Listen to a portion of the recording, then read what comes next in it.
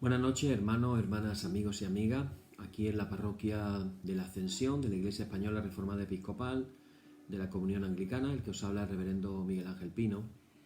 Un día más en nuestro oficio vespertino y, como hacemos casi siempre, iniciando nuestro oficio, haciendo algún que otro comentario a la actualidad presente y también presentando nuestra intención de oración en esta noche. En primer lugar, con respecto a la actualidad que estamos viviendo aquí en España con el coronavirus, comentaros que ya por varios días el descenso de contagiados y de fallecidos, etcétera, el índice de la incidencia del virus por habitante lleva varios días estancado, ha dejado de bajar y no se sabe, no se encuentra explicación al por qué. De momento no sigue bajando y se ha quedado ahí estancado. Creo que anda por unos 150 o algo así, por ahí anda la cosa. Ya hay algunos expertos que están temiendo una cuarta ola y vemos que hay países que todavía siguen manteniendo restricciones, vamos a decir, duras, como es el caso de Alemania, que está planteando confinamiento nuevamente, endurecer las medidas.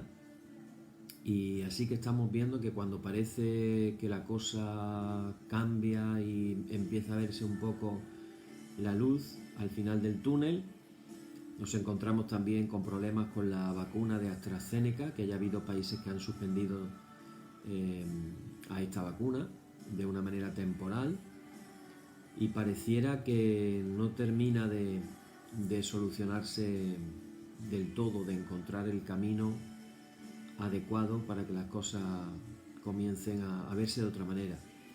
Así que sigamos en oración por esto, hermanos, para que pueda haber realmente un cambio en lo que estamos viviendo.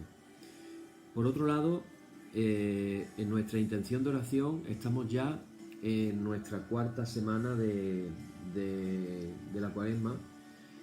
Tendremos una quinta, que será la semana que viene, y os recuerdo que en la quinta semana de Cuaresma el siguiente domingo ya sería Domingo de Ramos, así que estamos, vamos a decirlo así, prácticamente ya hemos superado la mitad del tiempo este de Cuaresma y yo quería que nuestra intención de oración en esta noche, hermano, vaya muy enfocada de una manera personal para cada uno de los que estáis escuchando y participando en el oficio, para plantearos el aprovechar este tiempo que la Iglesia, la liturgia nos ofrece como tiempo de conversión. Me acordaba de las palabras de Jesús cuando comenzaba su ministerio y decía: arrepentíos y creed en el Evangelio. Antes de comenzar los estudios del Evangelio de Mateo estuvimos hablando de la fe. Creed en el Evangelio. Y ahora estamos en el tiempo de la conversión. Hay otras versiones que en vez de utilizar la palabra arrepentíos, utilizan la palabra convertíos, la conversión. Así que, hermanos, aprovechemos este tiempo y algún que otro día tomémonos una tarde o una mañana, en la medida de las posibilidades, o una noche, con tranquilidad, leyendo la palabra, poniendo nuestras vidas en las manos del Señor, entrando en oración contemplativa, entrando en adoración al Señor y preguntándole: Señor, ¿qué quieres que yo haga? Igual que dijo Pablo en su día, camino de Damasco: Señor, ¿qué quieres que yo haga? Un camino de volvernos al Señor, de tener ese tiempo para nosotros, para poder estar con el Señor. Así que, hermanos, esta es nuestra intención de oración en esta noche, que podamos de encontrar el momento, el tiempo, la oportunidad para un encuentro con el Señor. Amén. Oremos.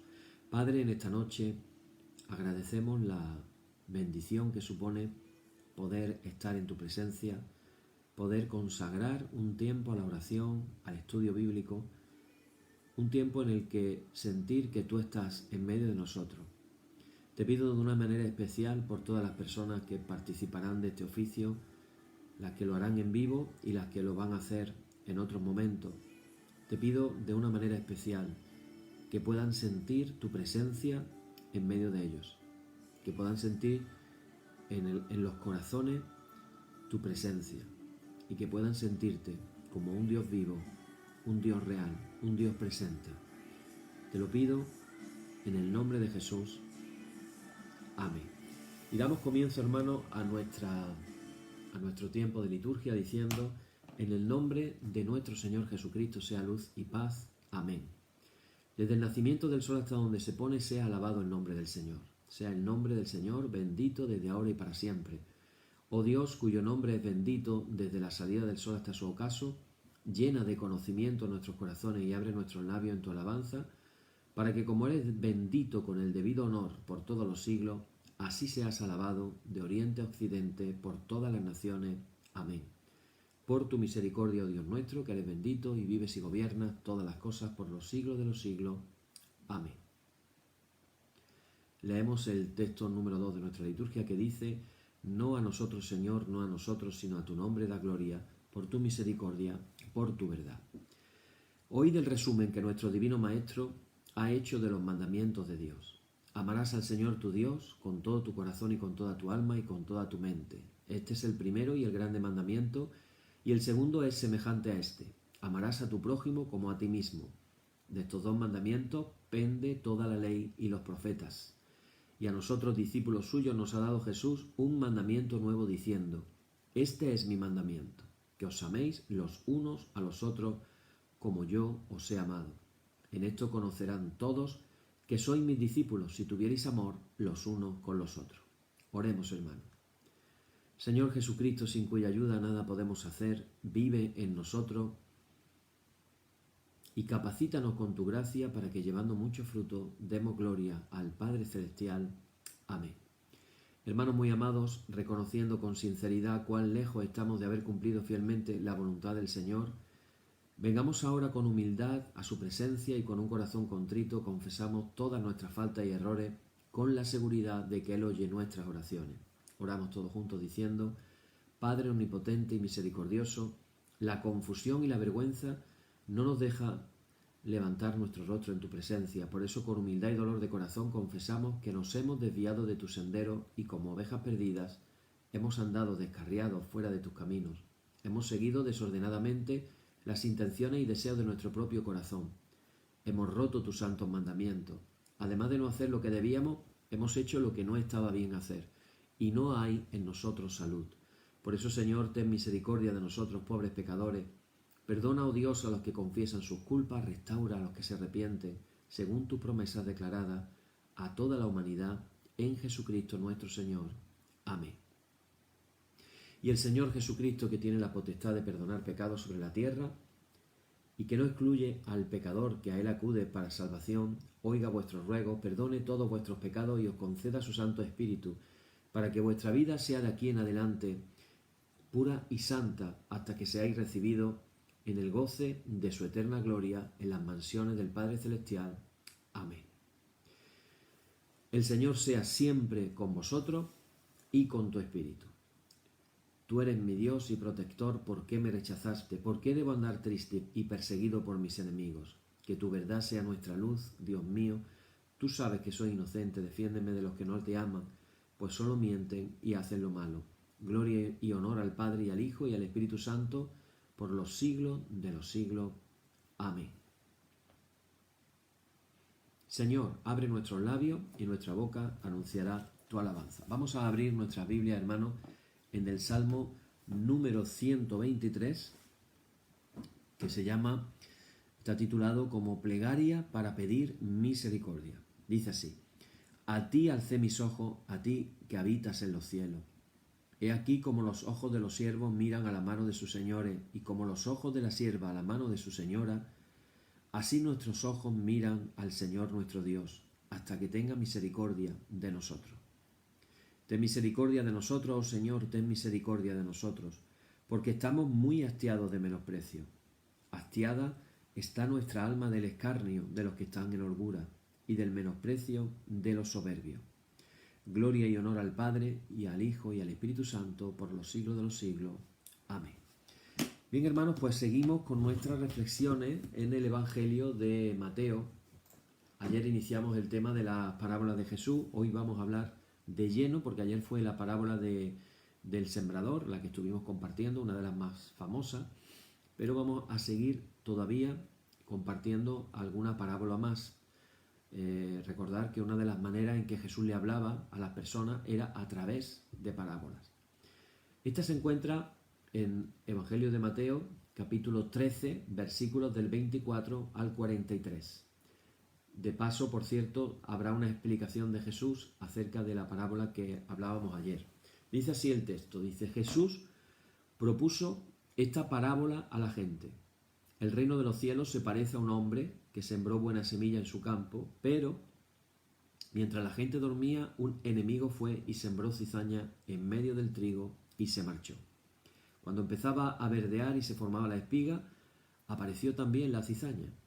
Entonces fueron los criados a decirle al amo: Señor, ¿no sembraste buena semilla en tu campo? ¿De dónde sale la cizaña? Él les dijo: un enemigo lo ha hecho. Los criados le preguntaron: ¿quieres que vayamos a arrancarla? Pero él les respondió: no, que podríais arrancar también el trigo. Dejadlo crecer juntos hasta la siega, y cuando llegue la siega diré a los segadores: arrancad primero la cizaña y atadla en gavillas para quemarla, y el trigo almacenadlo en mi granero. Le propuso otra parábola. El reino de los cielos se parece a un grano de mostaza que uno siembra en su huerta. Aunque es la más pequeña de las semillas, cuando crece es más alta que las hortalizas. Se hace un arbusto más alto que las hortalizas y vienen los pájaros a anidar en sus ramas. Y le dijo otra parábola. El reino de los cielos se parece a la levadura. Una mujer la amasa con 3 medidas de harina y basta para que todo fermente. Jesús expuso todo esto a la gente en parábolas y sin parábolas no les exponía nada. Así se cumplió el oráculo del profeta: abriré mi boca diciendo parábolas, anunciaré los secretos desde la fundación del mundo. Luego dejó a la gente y se fue a casa. Los discípulos se le acercaron a decirle: acláranos la parábola de la cizaña en el campo. Él les contestó: el que siembra la buena semilla es el Hijo del Hombre. El campo es el mundo. La buena semilla son los ciudadanos del reino. Las cizañas son los partidarios del maligno. El enemigo que siembra es el diablo. La cosecha es el fin del tiempo y los segadores los ángeles. Lo mismo que se arranca la cizaña y se quema, así será el fin del tiempo. El Hijo del Hombre enviará a sus ángeles y arrancarán de su reino a todos los corruptores y malvados y los arrojarán al horno encendido. Allí será el llanto y el rechinar de dientes. Entonces los justos brillarán como el sol en el reino de su Padre. El que tenga oídos, que oiga. Bueno, pues aquí vemos a Jesús hablando en forma de parábolas. Hoy vamos a hablar algunas cosas, hermanos, que ojalá podamos escucharlas con una mente abierta, porque chocarán con algunos conceptos preconcebidos que tenemos acerca de Jesús, de sus parábolas y de lo que nos quería enseñar. El ser humano, si nos paramos a pensar, tenemos una tendencia a buscar a Dios en lo espectacular y prodigioso, no en lo pequeño e insignificante. No sé si os acordáis de un pasaje que hemos leído en la liturgia de la iglesia un domingo de Primera de Reyes acerca del profeta Elías. Elías acababa de hacer una demostración impresionante en el Monte Carmelo, un encuentro contra los profetas de Baal que perdieron totalmente, ya que el sacrificio que fue confirmado con fuego fue el que levantó el profeta Elías. Después el profeta Elías degolló a un montón de profetas de Baal, y de pronto cuando Jezabel, que estaba casada con el rey Acab,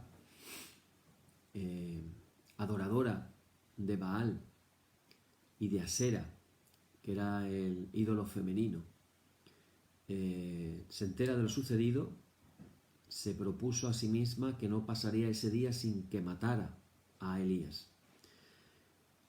Paradójicamente, ese Elías que se había enfrentado a muchísimos profetas, de pronto le tiene miedo a Jezabel y sale huyendo. Y entra en un estado depresivo. Y es como que quisiera morirse. De pronto se pone debajo de un árbol, deseándose su propia muerte, se duerme, y de pronto llega un ángel, le toca el hombro, lo despierta y le enseña que le había preparado una comida, pan recién hecho y carne, y le dice a Elías que coma. Elías come, se vuelve a dormir, otra vez lo vuelve a despertar el ángel, le da un alimento especial, y con ese alimento dice la Biblia que Elías se fue al monte Horeb 40 días de camino. El 40 es un número muy simbólico, y durante esos 40 días ni comió ni bebió. Es decir, el alimento que le dio el ángel fue un alimento, eso sí que era un superalimento, no los que dicen que estos que están de moda ahora como los superalimentos. Eso sí que era un superalimento. Comió una comida y andó 40 días, imagínate. Pero ahí llega al monte Horeb y se mete en una cueva. Se mete en una cueva y Dios le pregunta: Elías, ¿qué haces aquí? Y Elías le cuenta su historia a Dios. Y entonces Dios le dice: no, hay 7000 que no han doblado sus rodillas. Entonces, aquí viene el punto. De pronto, estando en esa cueva, comienzan a suceder unos fenómenos. Primero se habla de una tormenta, los rayos, la tormenta, los truenos. Dice, pero ahí no estaba Dios. Después hay otra señal, un terremoto, un estruendo, y dice, pero ahí no estaba Dios. Entonces está hablando de cosas así como muy imponentes. Pero finalmente, por terminar la historia, aparece un silbo suave y apacible. Fijaros cómo lo describe, suave y apacible. Y dice la Escritura, dice, y ahí estaba Dios. Y entonces Dios le vuelve a preguntar con esa paciencia infinita a Elías, ¿qué haces aquí, Elías? Y entonces Dios le encomienda una serie de cosas que tenía que hacer. Y cuento esto porque por lo general los seres humanos lo que buscamos en Dios es lo espectacular y lo prodigioso, no es lo pequeño e insignificante. Sin embargo, en esta historia de Elías nos da un patrón cuando menos curioso, y es que Dios se manifestó en el silbo suave y apacible, apenas una brisa. Ahí estaba Dios, en una pequeña brisa. Cuando pensamos en esos Galileos del primer siglo, nos damos cuenta de que les resultaba difícil creer a Jesús cuando él decía que Dios ya estaba actuando en el mundo. Ellos se preguntarían, ¿dónde se podía sentir ese poder? ¿Dónde estaban las señales extraordinarias de las que habían hablado los escritores de los diferentes apocalipsis, de la literatura apocalíptica? Jesús les tuvo entonces que enseñar a que se dieran cuenta de la presencia salvadora de Dios de una manera diferente. Les descubre una convicción profunda suya. La vida, esto es muy interesante, la vida es más de lo que se ve. En esta sociedad del siglo XXI, qué desconectados estamos de la vida. Qué desconectados estamos de la vida. Ahora que está comenzando la primavera, pues bueno, estos dirán, estos son ilusiones tuyas, que tú te haces estas ilusiones. Yo siento como los pájaros están cantando más contentos. Yo siento a los pájaros. Voy todas las mañanas a un lugar que hay un jardín, hay una huerta en medio de la ciudad. Uno entra ahí y de pronto ve unos pocos de naranjos que, por cierto, ya están oliendo a azahar, y las flores están empezando a salir, las primeras margaritas. Y tú, cuando llega la hora del sol, que se abre y empieza a pegar el sol, ya calienta. Y yo entro ahí y yo escucho a los pájaros contentos, revoloteando, alegres. Y notas la alegría de los pájaros. Estamos tan desconectados de la naturaleza que tenemos que volver, esto es parte de la conversión también, volver a sentirnos uno con la naturaleza bendita que Dios creó. Y Jesús tuvo esto que enseñar. La vida es más de lo que se ve. Mientras vamos viviendo la vida de manera distraída, no vamos a captar nada especial, pero algo misterioso está sucediendo en el interior de la vida. Hay una película muy bonita que yo siempre recomiendo que la veáis, cuando precisamente en el tema este de la vida. Se llama Avatar.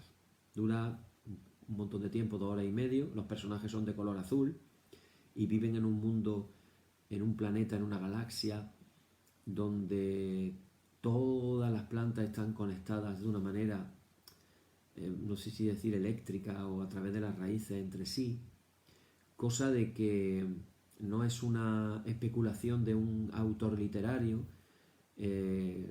Los chamanes en la Amazonía hablan de ese tipo de conexiones, de cómo a través de las raíces todas las plantas están conectadas entre sí y se ayudan unas a otras, incluso sin que lo podamos ver, porque es a través de las raíces debajo de la tierra.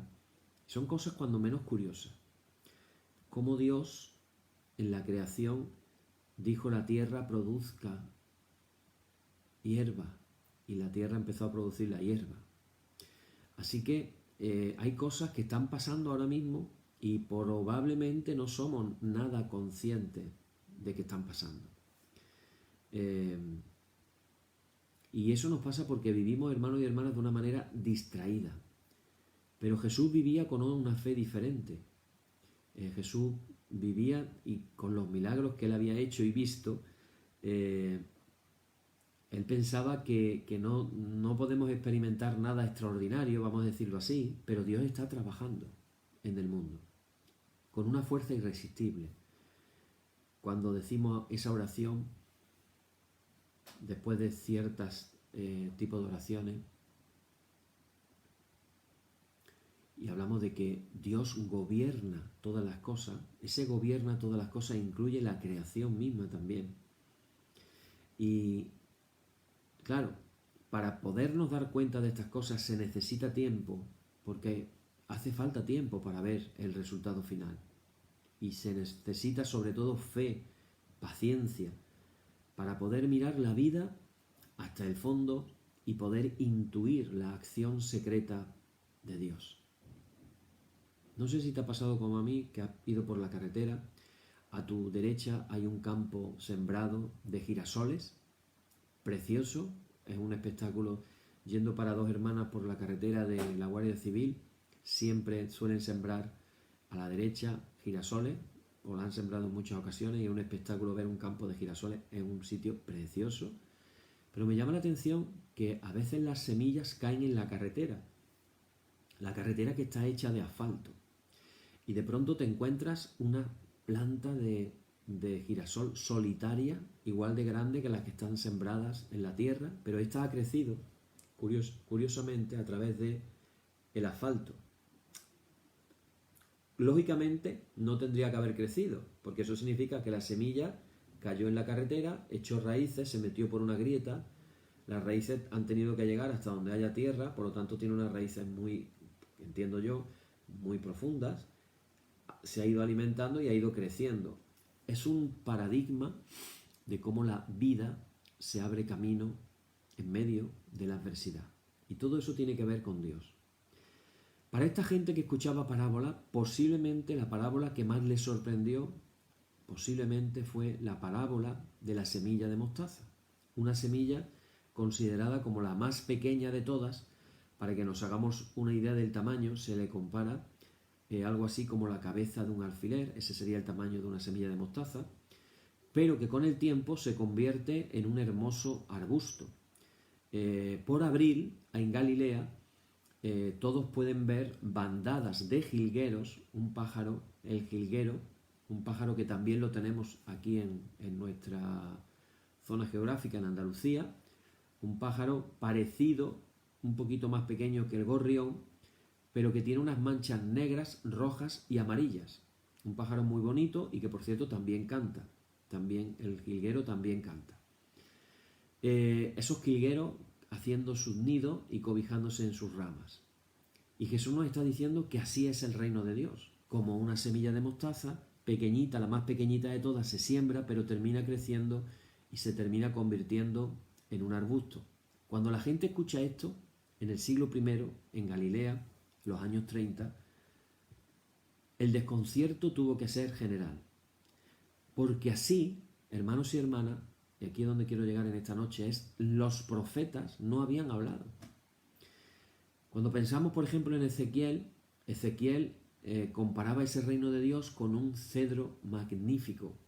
La madera de cedro es una madera preciosa, es una madera dura, una madera duradera, y el árbol del cedro suelen ser árboles muy grandes, y los famosos cedros del Líbano, con los que se construyeron algunas partes del templo de Salomón, eran árboles maravillosos y magníficos.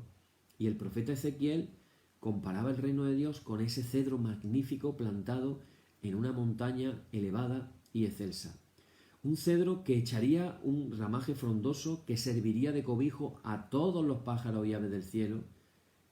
Pero aquí tenemos a Jesús diciendo que la verdadera metáfora de Dios no es el cedro que hace pensar en algo grandioso y poderoso, sino está hablándonos, hermanos y hermanas, de la mostaza, una semillita que nos sugiere todo lo contrario, lo pequeño y lo insignificante.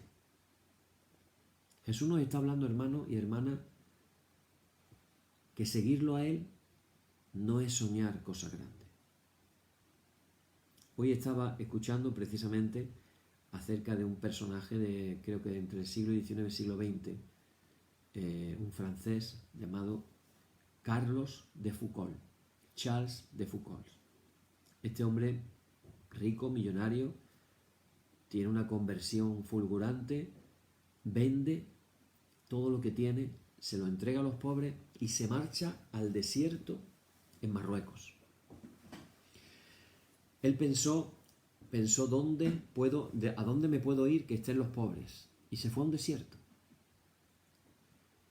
Cuentan en su biografía que en la vida de Charles de Foucault no se convirtió nadie. Media vida en un desierto, en soledad, orando, compartiendo con la gente que se encontraba, y no se convirtió nadie. Os podéis imaginar, ¿verdad? La frustración, la sensación de fracaso, habré hecho la voluntad de Dios, esto era lo que Dios quería que yo hiciera, y miles de preguntas parecidas a esas. Pero ¿sabes qué?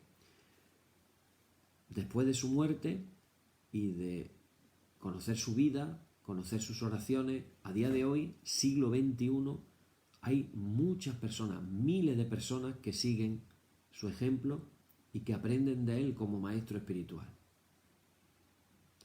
Cuando él murió, pudo pensar, mi vida no ha servido para nada, pero un siglo después todavía se sigue hablando de él y mucha gente lo sigue. El caso de Jesús es similar. Jesús muere en la cruz y pareciera que ya todo terminó ahí. Y si lo pensamos fríamente, el día de Pentecostés se menciona que en el aposento alto había 120 personas. 120, podríamos decir, fue el fruto del ministerio de Jesús. Unos dicen que duró 1 año y medio, otros dicen que duró 3 años, etc. Dependiendo del evangelio que miremos, veremos que Juan habla de que Jesús estuvo en varias fiestas de la Pascua, que se celebraba una vez al año. En el caso de los sinópticos, que subió una sola vez nada más. Fuera lo que fuera, después de 1 año y medio o 3 de ministerio, Jesús se queda con 120 discípulos y discípulas, que también había mujeres. Jesús, el Hijo de Dios, el que luego ascendió a los cielos y está sentado a la derecha del Padre. 120 personas. Ese fue el fruto. Entonces, cuando yo digo que para seguir a Jesús no hay que soñar en cosas grandes, tenemos que caer en la cuenta del error que supone que los discípulos del Señor estemos buscando una iglesia poderosa y fuerte que se imponga sobre los demás. Así que el ideal no es ese cedro encumbrado sobre una montaña alta, sino el arbusto de mostaza que crece junto a los caminos y acoge por abril a los jilgueros. Ese es el modelo del reino de Dios. Así que diríamos de esta manera, Dios no está en el éxito a la manera humana, al poder o a la superioridad. Para descubrir la presencia salvadora de Jesús, entonces tenemos que estar atentos a lo pequeño, al silbo apacible, a la semilla de mostaza, a lo ordinario, a lo cotidiano. La vida no es solo lo que se ve, la vida es mucho más.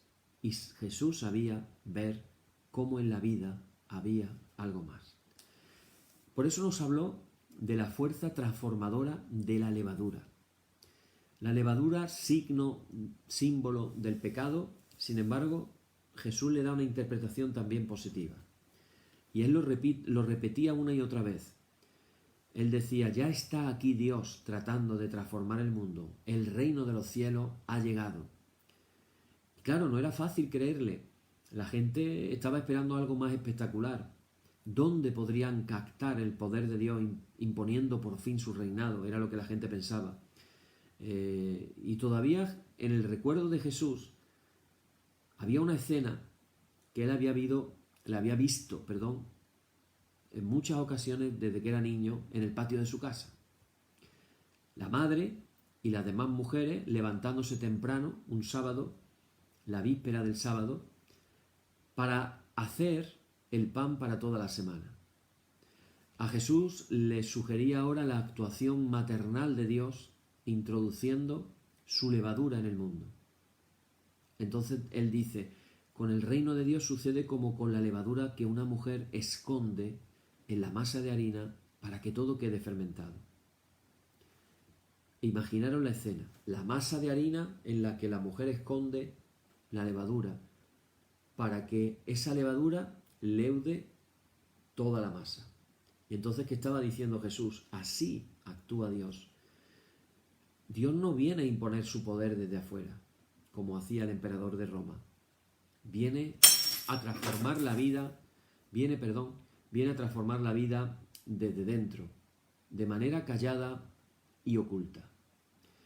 Así es Dios. Dios no se impone, sino que transforma. No domina, sino que atrae. Y así han de actuar quienes colaboran en su proyecto, como levadura que introduce en el mundo su verdad, su justicia y su amor de una manera humilde, pero con una fuerza transformadora.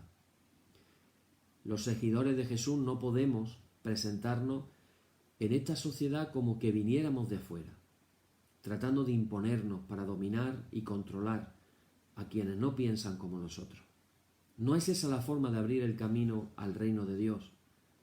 Hemos de vivir dentro de la sociedad, compartiendo las incertidumbres, crisis, contradicciones del mundo actual y aportando nuestra vida transformada por el Evangelio. Hemos de aprender a vivir nuestra fe en minoría como testigos fieles de Jesús. Lo que la Iglesia necesita, hermanos y hermanas, no es más poder social o político, sino más humildad para dejarse transformar por Jesús y para poder ser ese fermento de un mundo más humano. Fermento de una vida más humana. Nos sorprende el ver con qué frecuencia se dirige Jesús a sus discípulos para ponerle en guardia contra una falsa impaciencia mesiánica, que no sabe respetar el ritmo de la acción, pero vigorosa, una acción discreta, pero vigorosa de Dios. A los que esperan, mejor dicho, de Él, esa puesta en marcha de la que hablábamos antes, de un movimiento contundente, arrollador, capaz de terminar con otras corrientes y alternativas, Jesús les hablaba, fijaros, de una acción de Dios más humilde y más respetuosa. Y en el tiempo de Jesús había diferentes corrientes, estaban los fariseos, estaban los saduceos, estaban los esenios, estaban los celotes. El cristianismo no aparece como una fuerza que va a terminar con esas corrientes o con esas alternativas. El mundo lo ve Jesús como un lugar de siembra, de siembra de la cizaña, pero también de siembra de la semilla buena del trigo. Y el reino de Dios está creciendo ahí, en medio de la cizaña, en medio de esa vida a veces tan ambigua, tan compleja.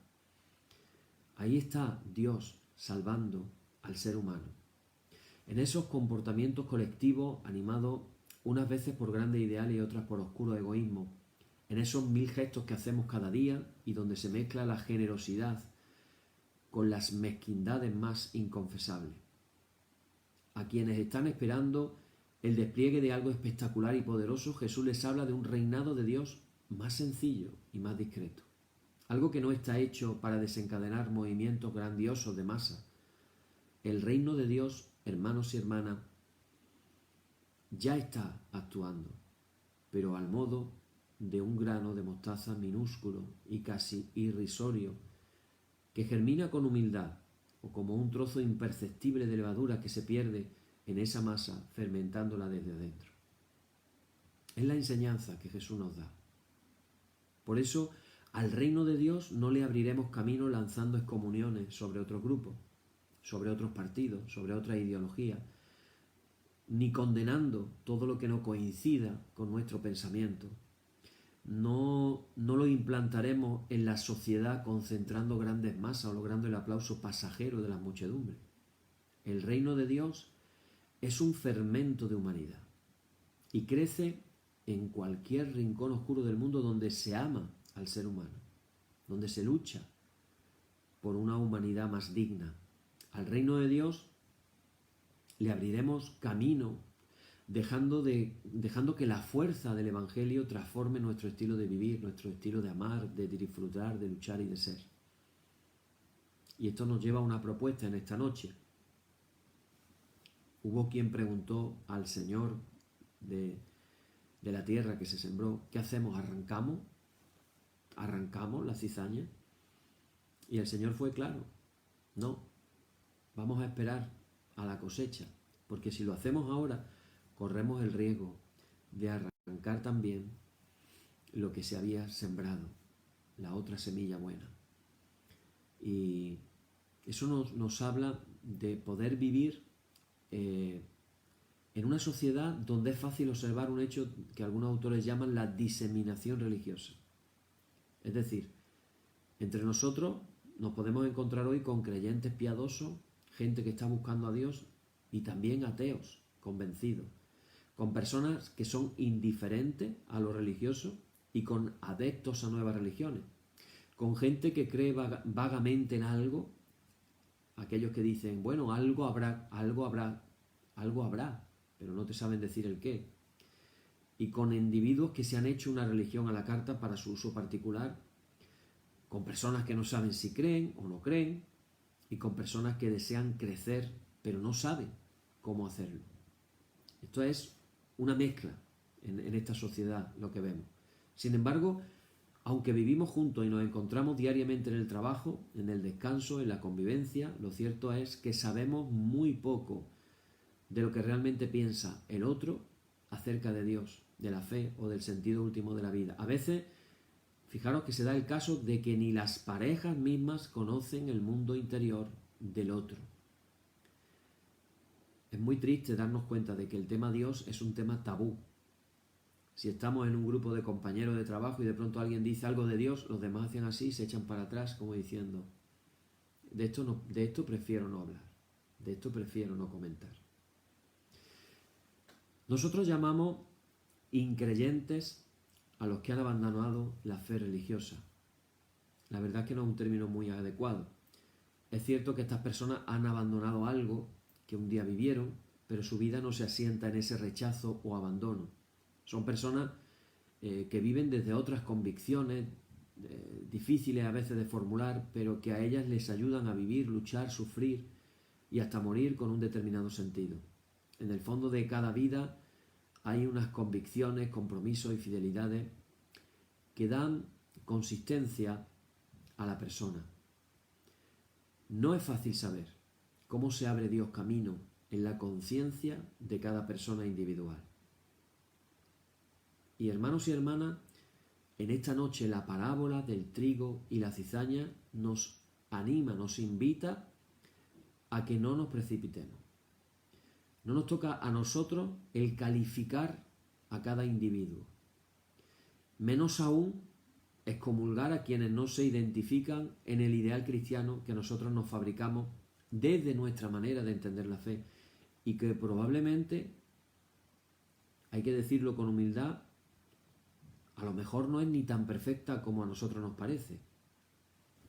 Hay una frase muy famosa de San Agustín que decía: solo Dios conoce a los suyos. Solo Dios. Solo Él sabe quién vive con el corazón abierto a su misterio, respondiendo a su deseo profundo de paz, amor y solidaridad entre los hombres. Los que nos llamamos cristianos tenemos que estar atentos a quienes se sitúan fuera de la fe religiosa, pues Dios está también vivo y operante en sus corazones. Descubriremos que hay en ellos mucho de bueno, de noble, de sincero, y descubriremos sobre todo que Dios puede ser buscado, ojo, siempre por todos.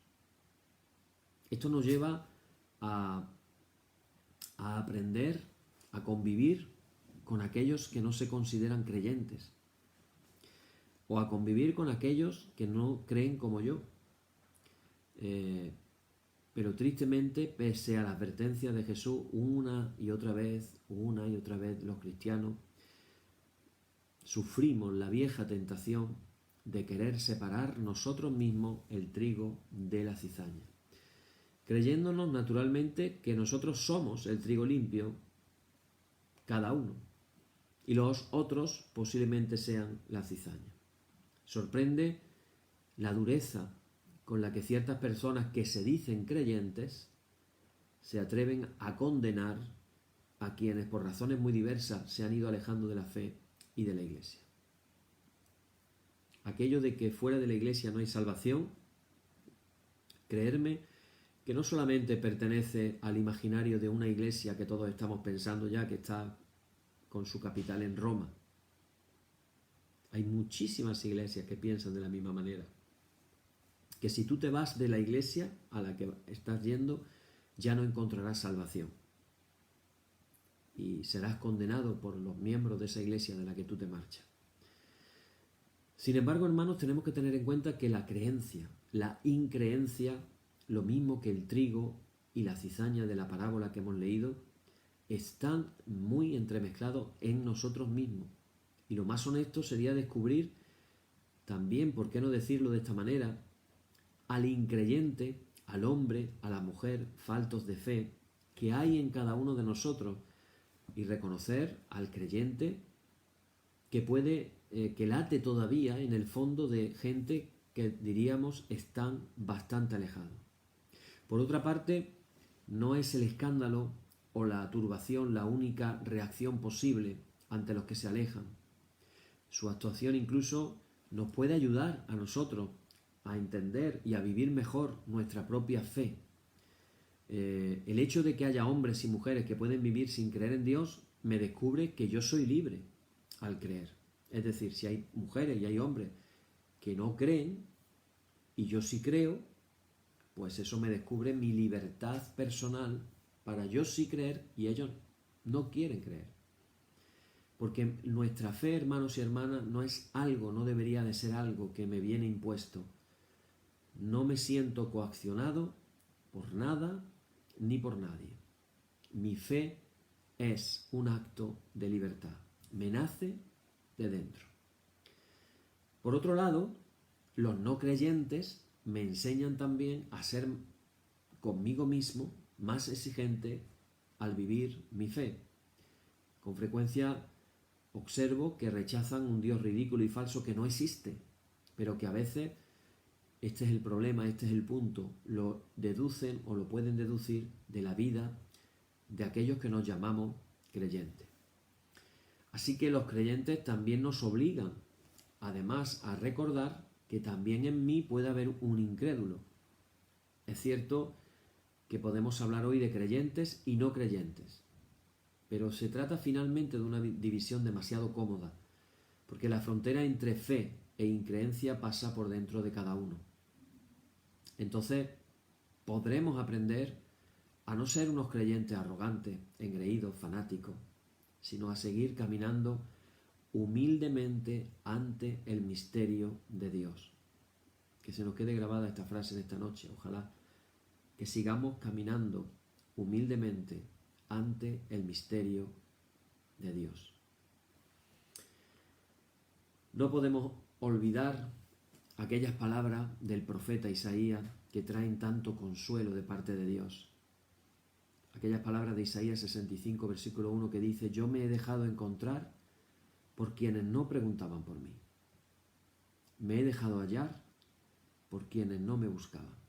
Dije, aquí estoy, a gente que no invocaba mi nombre. Y me siento completamente identificado con estas palabras del profeta Isaías. Tenía 15 años, espero que este vídeo no lo escuchen mis hijos porque no quiero, ya ellos ya lo saben, es broma. Tenía 15 años y estaba borracho. Estaba en una fiesta y cuando estaba a lo mejor de la fiesta, un amigo mío personal recordó que su madre le había dicho que teníamos que ir a una catequesis a la Iglesia Católica. Imaginaros las ganas que teníamos los dos de ir a una catequesis en la situación en la que estábamos. La madre le había prometido y le iba a cumplir que si no iba a la catequesis lo dejaba sin salir un mes. Entonces estuvimos sopesando en nuestro estado ebrio y decidimos ir a la catequesis. Como decimos en España, íbamos caminando por la calle hombro con hombro porque íbamos borrachos. Cuando entramos en el salón, el único sitio libre de unos 20 o 30 bancos, el único sitio libre que había era justo en el banco de delante del todo, por lo cual, habiendo empezado la catequesis, tuvimos que pasar delante de todos y la madre nos puso una cara cuando nos vio.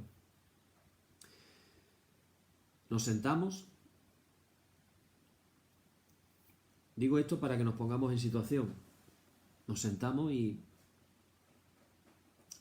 imaginaros, si estábamos borrachos, ¿qué buscar a Dios estábamos nosotros buscando a Dios? Pero de pronto el que estaba dando la catequesis se quedó mirándonos y nos dijo: ¿y vosotros para qué vivís?